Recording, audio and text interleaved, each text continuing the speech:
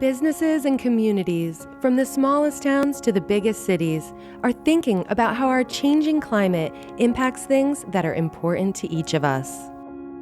A lot of times when we talk about climate, it's off of data, and people hear a lot about the science, but data by itself is not information.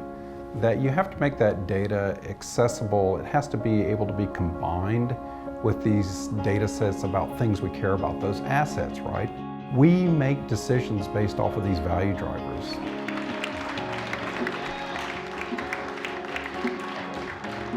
Climate change isn't a climate science problem. For those of us who want to have a planet that our children can enjoy, and those of us who want to do our businesses on a planet that people can enjoy, it's important to be sustainable. It's important for us to move forward. And so it's not only is it also a political science question, it's an economic question. And so I think that for us, those of us who are social venturists and social entrepreneurs, they have a key motivation to make sure that we do what we need to do for the next generation. People are sharing data, stories, and ideas, and rising to the challenges created by climate change with new resources, services, and solutions. As a scientist who also has had experience in the business world, I understand that climate change isn't the only risk facing businesses, and I understand it's not the only environmental risk facing businesses. But I think it's important to keep in the risk portfolio and to be able to put a value on the challenges and opportunities that climate change is going to present to a business. And we're trying to bring new tools and new perspective on how to do that. Businesses should talk about climate change because climate change poses a significant potential material risk to their businesses. There really isn't a one-size-fits-all solution for adaptation. It depends on every single company. So we do assessments and determine the best ways that they can integrate adaptation measures to mitigate risk in the future.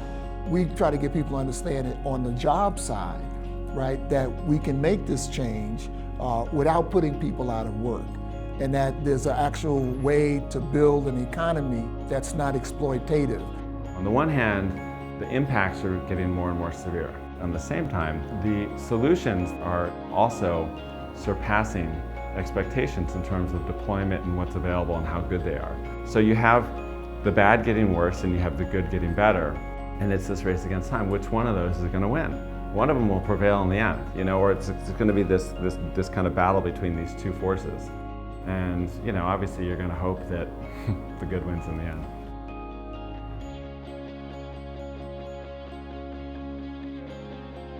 This is the Climate Listening Project.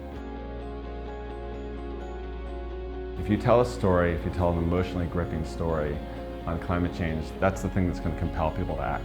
We need regional, local, and state initiatives to address the problem. We have to look at what's working and do more of it. This truth needs to go out there so others can learn from it and know that there's hope. You got to share this hope with the hopeless. But you have to turn people on to the idea about why they should care before they're willing to consume that new other set of information.